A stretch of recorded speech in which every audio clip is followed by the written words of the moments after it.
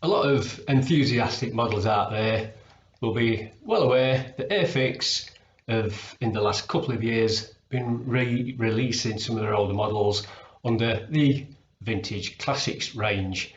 These have ranged from the little 176 Soldiers, the accompanying model kits, tanks, boats, planes, you name it.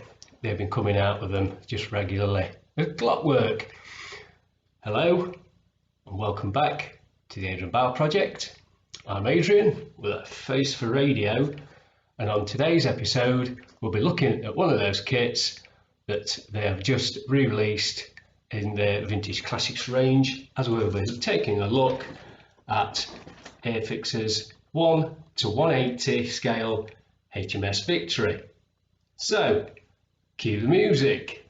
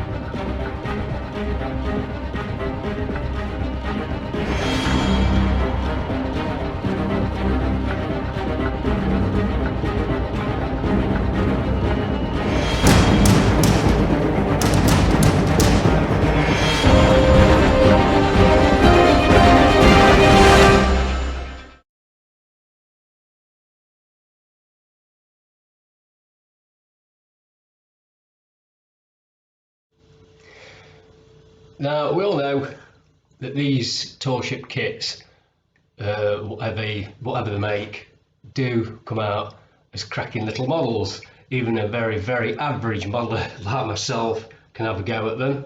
Here is one of my recent builds that I did. This is Revell's HMS Bounty kit. And if we take a look, get close up, get some of the close-ups on there. For the money, this kit is a steal. If you haven't seen this kit, I highly recommend you go out, look for it and buy it. It's like I say, it's an older kit, but you can really get value for money. And if you've never done tall ships before, it's a great introduction.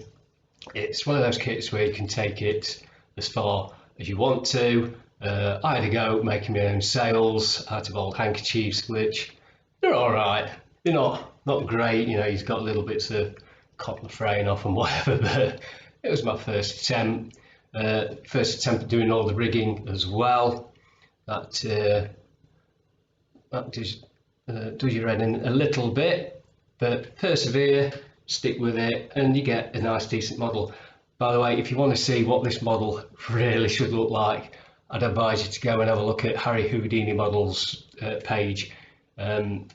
He's just spent a lot of time on his, it's far better job than what I have done, and it is absolutely stunning, and that is what you can do with this kit.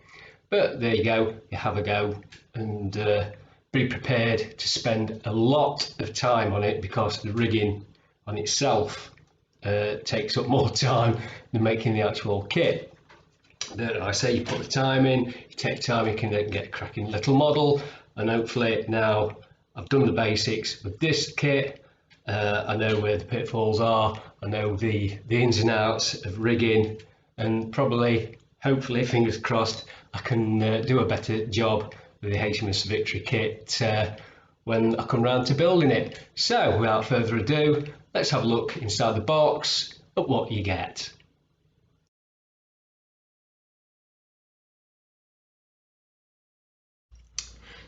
So, as always, I will be doing a photo montage of the contents of the box, so you can have a closer, better look, as much as I can with my camera, so you'll be able to freeze the frames and have a look at the parts that way. Okay, let's have a look at the box. And it's a big box, as you could imagine.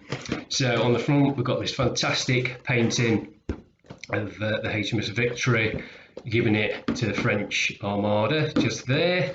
That was at the Battle of Trafalgar. As we can see, it's HMS Victory 1765. It's a 1:180 scale kit.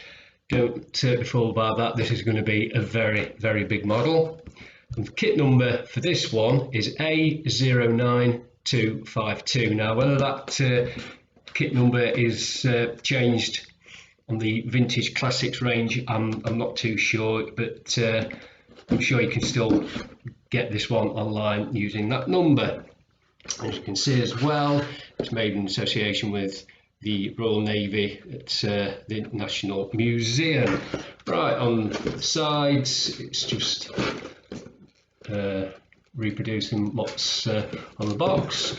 Front, on the edge, you get the potted history of the HMS Victory there, and on the other edge, you got a nice little picture of the finished model there, and a bit more blurb about it too. So, like I say, it's a big box. Let's have a look. It's a sturdy box. On this one, we've got the usual Airfix bump, like the Airfix club and whatever. So, let's have a look. Inside the box, you get a set of vacuum sails. All the parts come in one ginormous bag, and we've got your set of instructions as well, checking that there's nothing loose in the box. So, as always, to reduce down on rustling and everything, I'm going to be taking the parts out of the bag, and then we can have a closer look.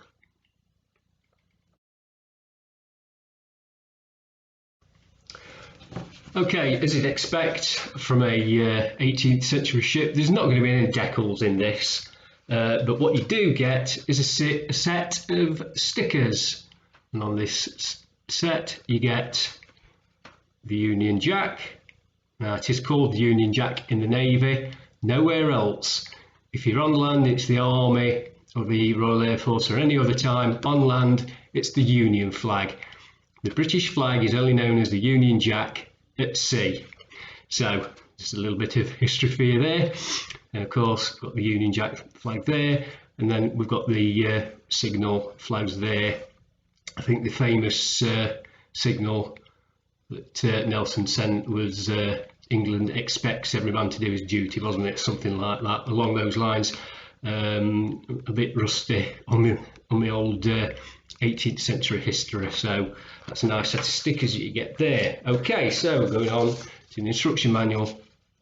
It's the old black and white version. There's no colour on this one. On the front, you've got again all the potted history of the Victory.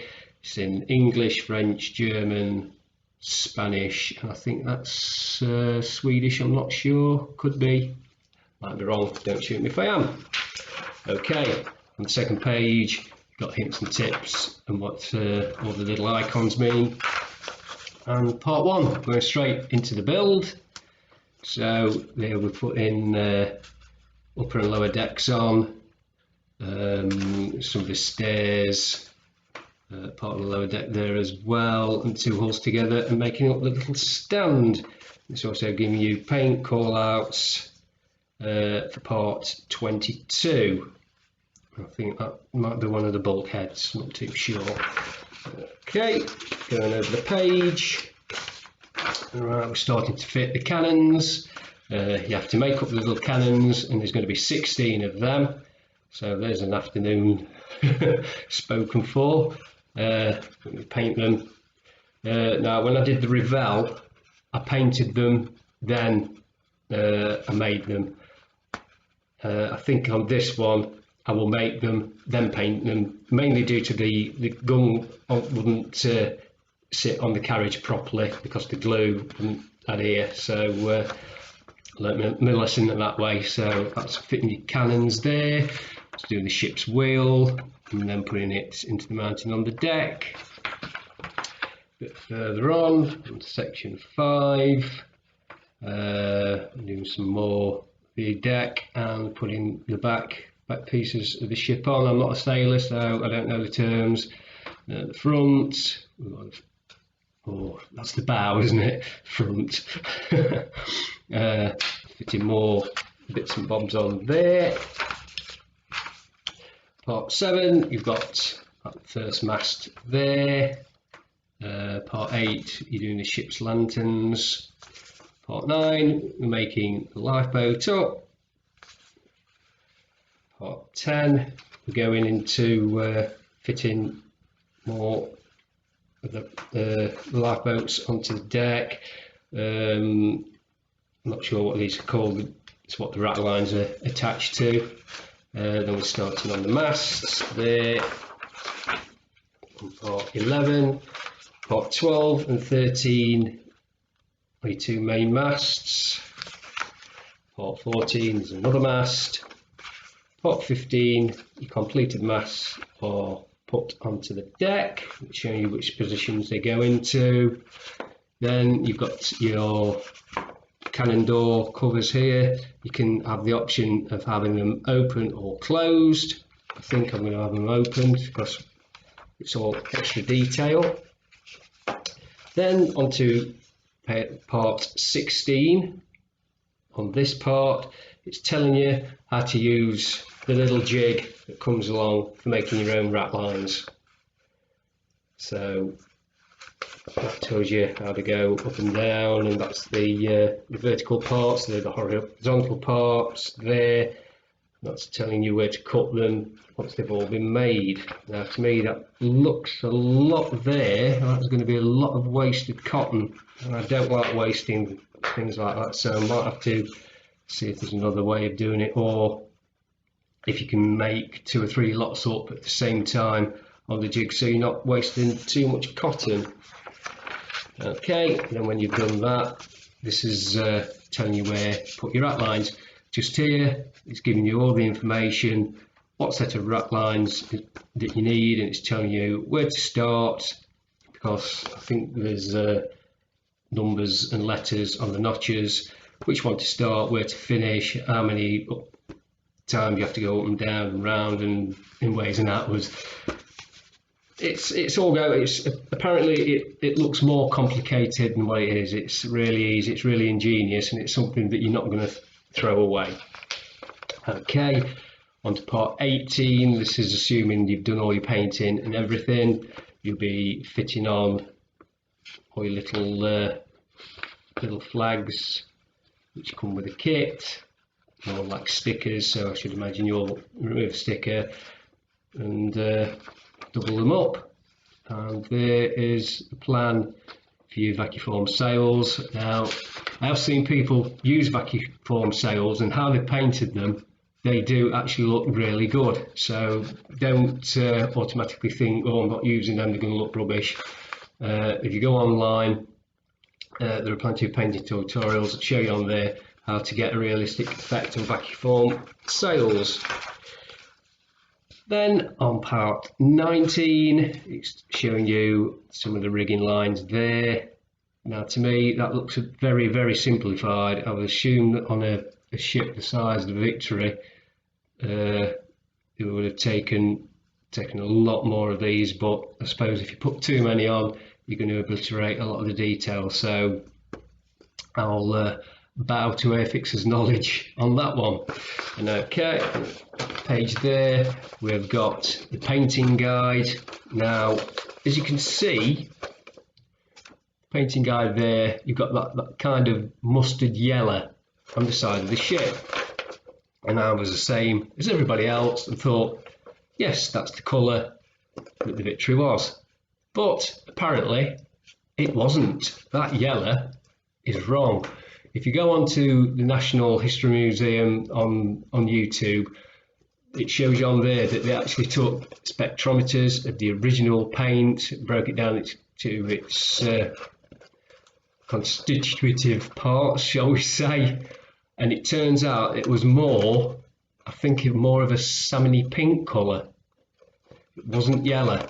So I suggest if you want the most realistic job you can do on that, have a look at that video. Like I say, it is on YouTube. It's fascinating to watch, and I think they've actually painted Victory now, so it is in the proper colour. So it's a little bit of research there if you want to go down the realistic route. Otherwise, if you prefer it to be the yellow like you've grown up thinking it always was, then you could have got that option as well. So there we go. I think that's all that on there. Yeah, some blank pages there so you can make notes and whatever. Right, so that's the instruction manual. That's your stickers for your flags and your emblems and whatever. So right, now we've had a look at that, let's have a look at the meat of the parts of the kit, and yeah, let's have a look if I can get my words out right. I've just tripped over my own tongue there. Did you see what I did there? Let's have a look at the parts.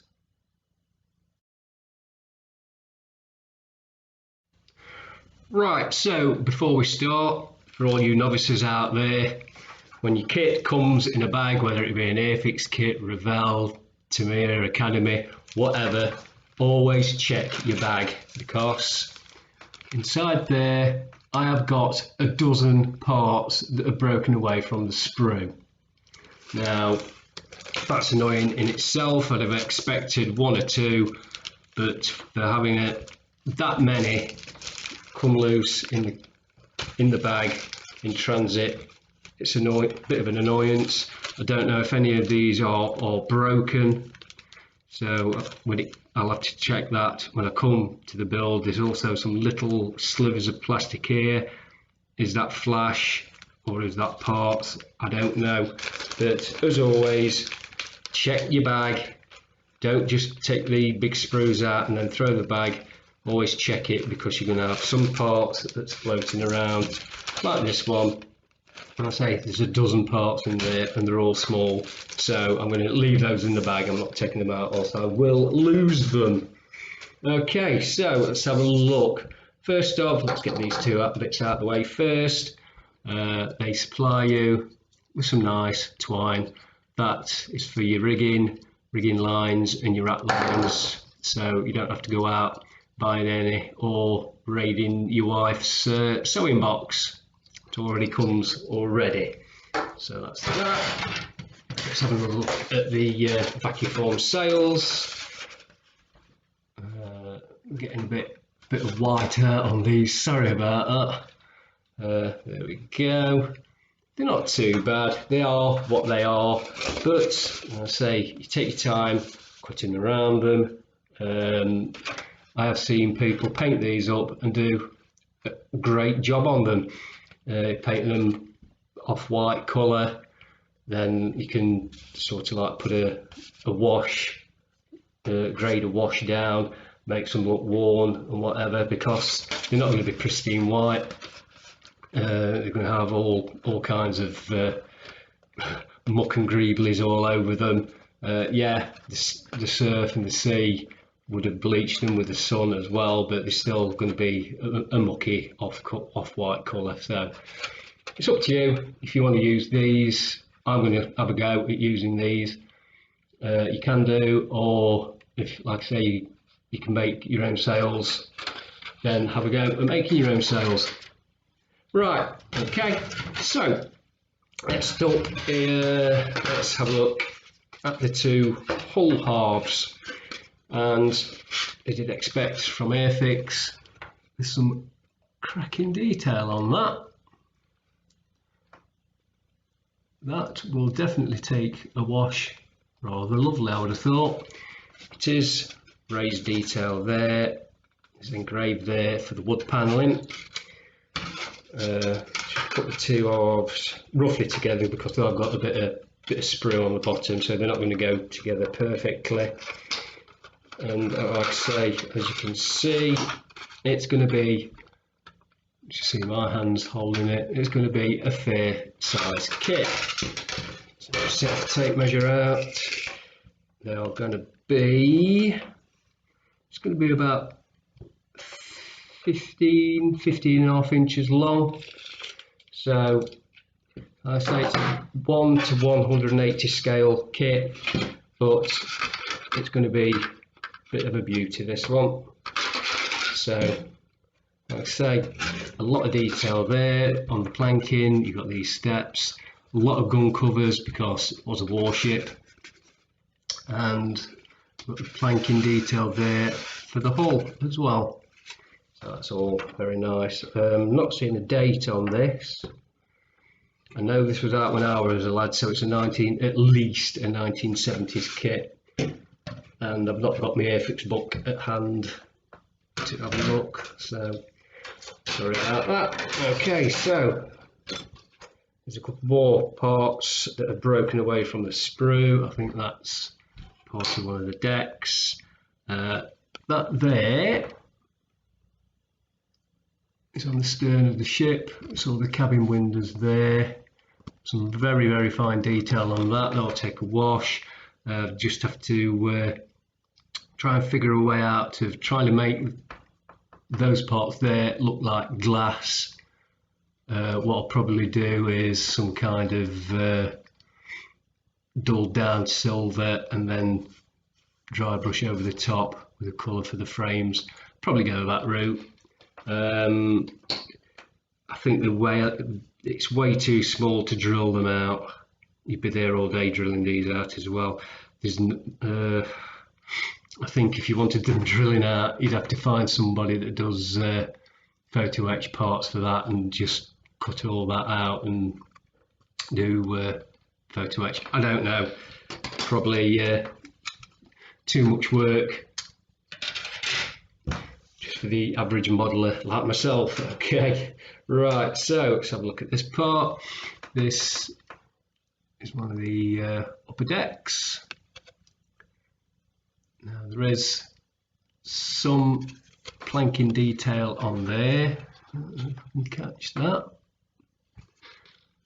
but as always you've got the horizontal lines. There's the planking, but there's no vertical lines between them, so it looks like those planks there, they've probably been getting on to 70 foot long, and that wouldn't have happened even back in those days. So it might be an idea to just go along with a little engraving tool or a little pin or some sharp object and just put in some of the ends for the planking, and that would be an idea. Another part there, again, I think this is the main deck. Some nice little detail on there.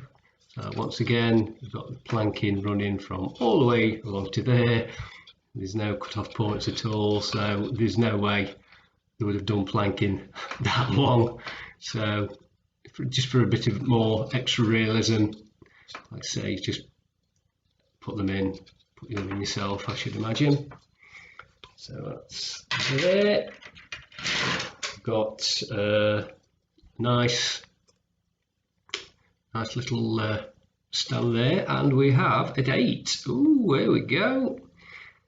Airfix Products Limited, 1965. 1965, which is a year younger than me. So this kit, I'm filming this April the 13th, 2020. This is a 55-year-old kit. So there we go. Airfix. Fantastic. So that's our oldest kit is. Okay, moving on to this next sprue. We have got a flash on this kit, but like I say, just found out it's 55 years old. Well, the moulds are, so they'll be showing their age.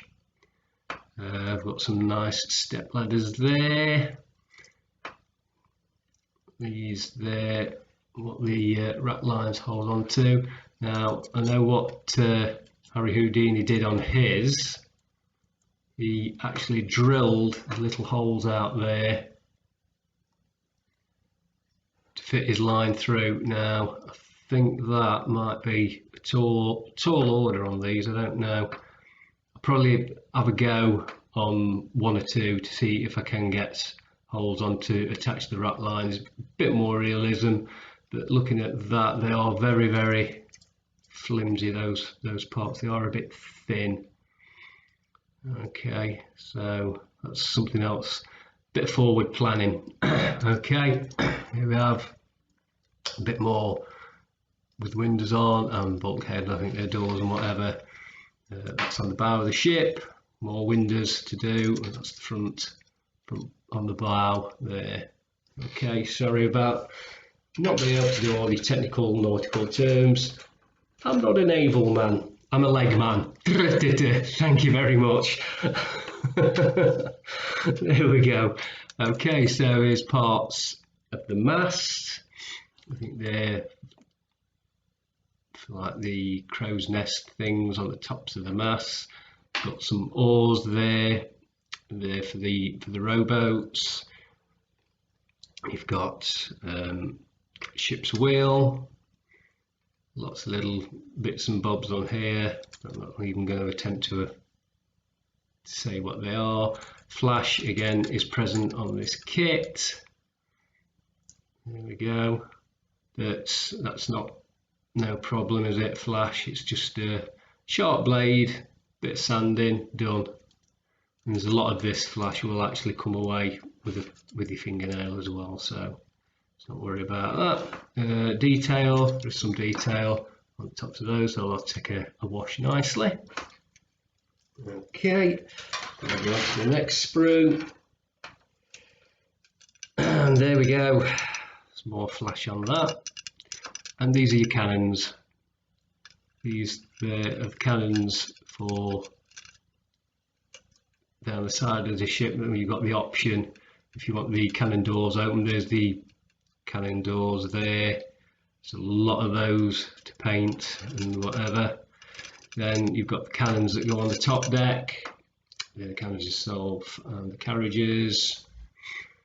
There's a few. This is for the anchors, so you've got 4 anchors, very big ship, and the 2 rowboats. There we go. And onto this part, and all this are your sails, your masts and your yard arms. So you've got your big thick masts there. Some really nice detail on there. You didn't get that on the Bounty kit. Where you have the ropes around the masts. There. Now, I'm not sure if those there are ejector pin marks or sinkholes or what. I have to look on the instructions just to check if those little holes there should be there or if they need filling. So I'm going to say a bit more on there, and we've got this for your sails, your yard arms and everything. That's a little bit warped there. So there we go. That's that. Right, and of course the last part, we've got this little jig to make your rat lines up. I've seen a lot of modelers like Harry Houdini's, he used this. There's a couple of other people that have used this, said it's really easy to use. It's not as complicated as it looks. It makes rat lines at the blink of an eye. It's the kind of thing that will keep hold of. Once you finish your kit, don't chuck it away, keep it, because you can use it. And all your other kits that don't come with these, you'll have the pre-formed rat lines, but you can make your own. It said once you made your own, you'll never use the pre-formed ones again. So I'll see that for myself, but there we go. As we can see, all these little notches are numbered, so you'll know which ones to use if you follow the instructions. Okay, so there we go. That's all the parts. So now we'll do the usual little photo montage so you can have a closer, better look.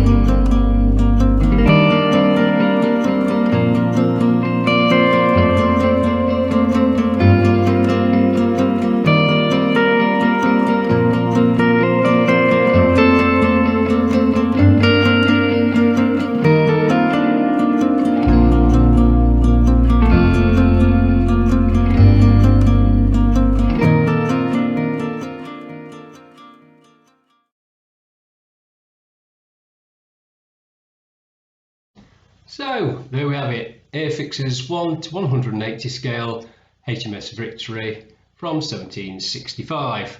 Like we've just discovered, this kit is as old as me. It's a 55-year-old kit. The Vintage Classics range, they are using the original moulds, so you're not getting a retooling of this kit.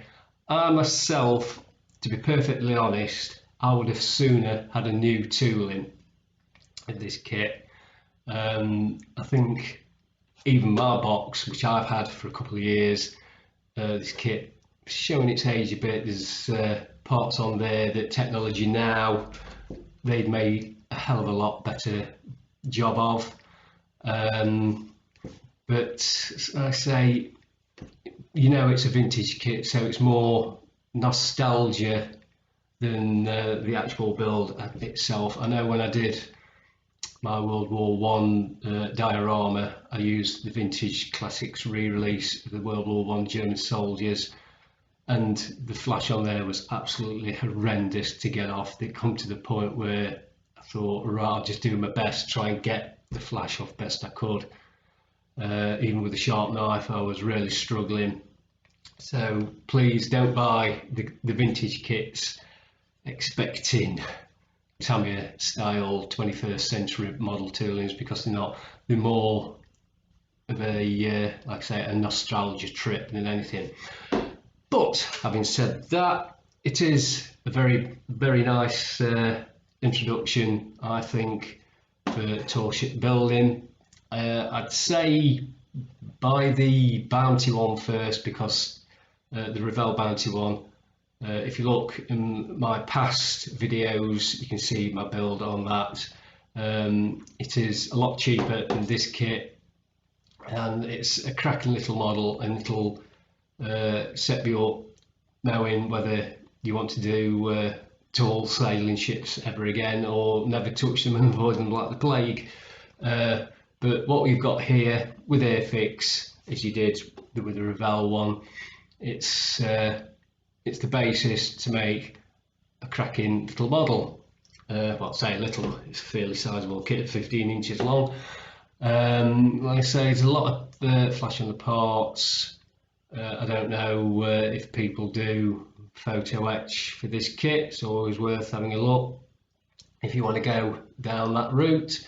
The vacuform sails are a lot better in the Airfix kit than they were on the Revell one, but I'll say, pays your money, you take your choice.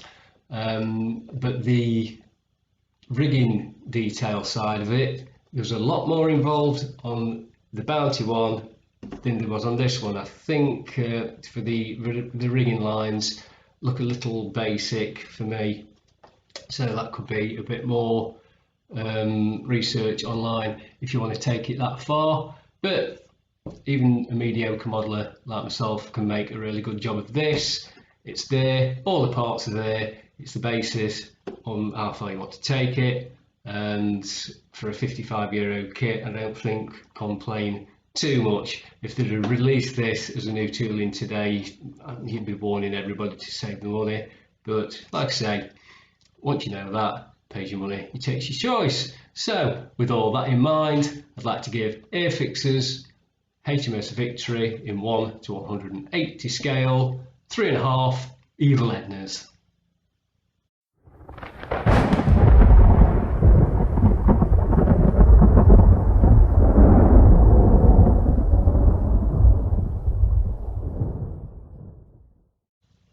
And there we have it. That's the end of yet another episode. Hope you all enjoyed that one. If you've made this kit yourself, please let us know in the comment section below any trouble you had it, any pitfalls, or how you improved on the kit yourself. Right, so many thanks for watching. If you've not done so already, please remember to subscribe to my channel. It's all very much appreciated, and like and share my videos as well. Also, don't forget you can still follow me on Facebook and Twitter if it's easy for you to do that.